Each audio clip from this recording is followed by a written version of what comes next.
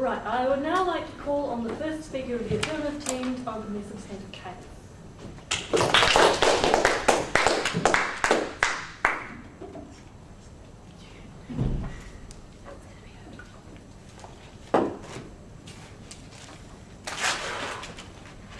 Ladies and gentlemen, out of all of the most impoverished places in the world, the third world countries all around the world that are suffering in terms of lack of money, lack of funding, and also will be suffering from the consequences of climate change, the Pacific is one of these places that is one of the most ignored throughout the entire world. The West doesn't provide it with as much funding as it provides to other places, empirically mainly because of the amount of resources that are in other places that aren't in the Pacific, and also the amount of people that are in the Pacific, and also the relative remoteness to the West that the Pacific has. What we propose to do on the affirmative side of the House to help mitigate the problems that are faced by people in the Pacific is to match the aid contribution that China is currently making to the Pacific, and we would absolutely include Fiji into this. What we're saying on the affirmative side of the House is that it would basically just be all of the countries in the West would contribute what China is currently contributing in dollar terms, the same amount of money. We feel that the West isn't going to have any problem matching this amount of money because there's so many nations in the West. Okay, we believe this for two reasons. Firstly, because of the moral imperative that the West has to provide nations in the Pacific with aid, full stop, and with more aid than they are currently providing. And secondly, because of the influence in the Pacific that China currently has or will have, and why this is actually going to be a bad thing for countries in the Pacific. We also think that both of these things contribute to the West as well, and that will be discussed by my second speaker in today's debate. Okay, first of all, a simple moral imperative. Now, firstly, Mr. Speaker and ladies and gentlemen, the Pacific is actually overlooked by the West largely in terms of its aid objectives. The West projects this idea that we have lots and lots of aid goals, millennium goals that we want to promote throughout the world. The West wants to remove poverty, give lots of funding to healthcare, and one of the places that is slightly ignored is the Pacific. The reason why this is because it doesn't have quite the same resources or quite the same amount of people that are in other places in the West, and also because only Australia and New Zealand are particularly close to the Pacific, which make up a very small proportion of the amount of nations throughout the West that can actually provide aid. We feel that the Pacific is just in difficult circumstances as many places throughout the third world. We feel that there are plenty of places in the Pacific where they struggle in terms of getting adequate healthcare, getting adequate education to help the Pacific Islands have a really strong position throughout the world, ladies and gentlemen. And we also think that if China feels that they have a moral imperative to the Pacific, that the West absolutely has an equal moral imperative that it should match up to because of this belief. We actually believe that for the people in the Pacific, it's going to be good if there's more aid being provided, full stop. That's obvious. We feel that it's going to go to education, to healthcare, to things that they need, such as food. We also believe that the Pacific is going to be one of the places that suffers the most from the consequences of climate change. There are a number of reasons why this is going to be. First of all, because as the ice caps in the world melt, there's going to be greater flooding, there's going to be sea levels rising throughout the Pacific. Some countries in the Pacific are barely meters off the ground in terms of the whole of the nation.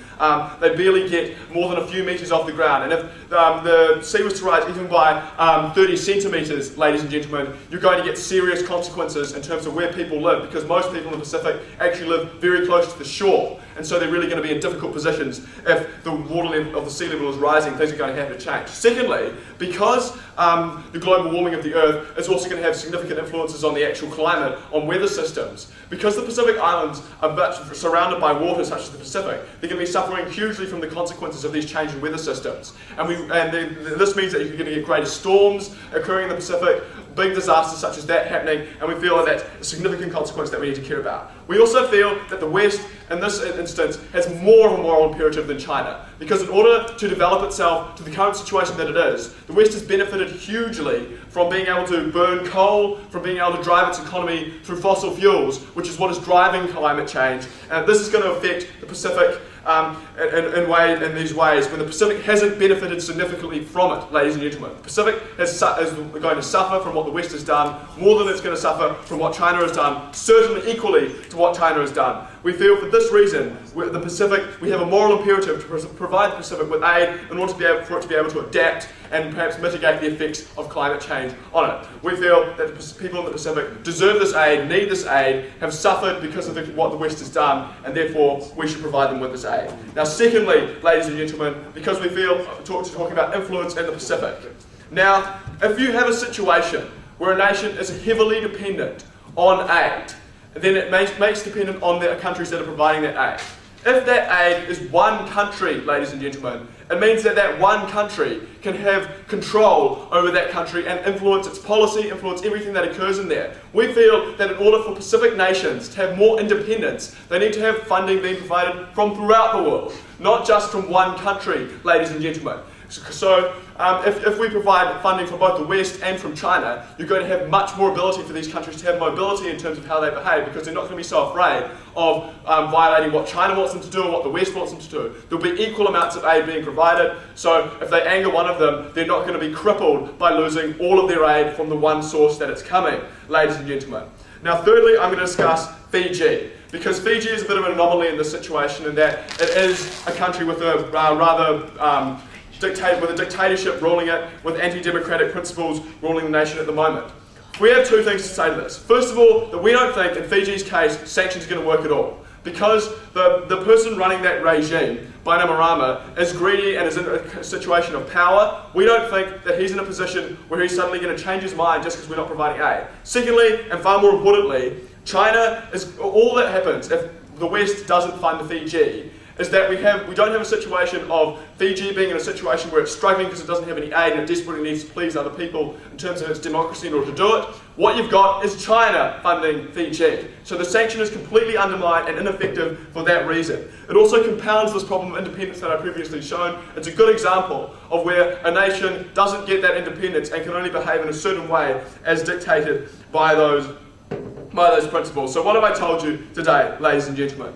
I've told you that we have a basic moral imperative, and I'm going to go over this in a bit more detail right now for you. Because these countries in the Pacific are struggling in terms of health, in terms of general education and welfare, and we feel that it's really important. We feel that these are things that countries throughout the world, because it's been recognised by all universally throughout countries in the Millennium Goals, that these are things that we recognise throughout the world are actually rights for individual human beings, that they should have a right to education, that they should have a right to healthcare. We shouldn't just fund countries on the basis of what they can provide to us, although we do actually feel that the Pacific does provide significant benefits to countries in the West, which is going to be discussed by my second speaker, for reasons such as the fact that we receive many immigrants from the Pacific, and also that we actually want to have greater influence in places like the Pacific to challenge China on things like that, morally on that. So for these reasons, we actually think that Pacific deserves more money in that sense, also because of the climate change which I underlined for you.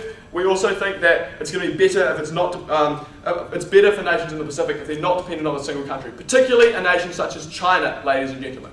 A nation which doesn't have particularly good record in terms of human rights. A nation that actually has a record for wanting to acquire other parts of the world, such as Tibet. We actually think that we need to protect these countries from the overdue influence from a nation such as that. A nation that has censorship issues, that does try to control its people in certain ways, and may encourage that in other countries throughout the world. We don't want a country to be dependent simply on a regime such as that. So for all these reasons, ladies and gentlemen, we feel that the West should match China's aid contributions to all countries in the Pacific.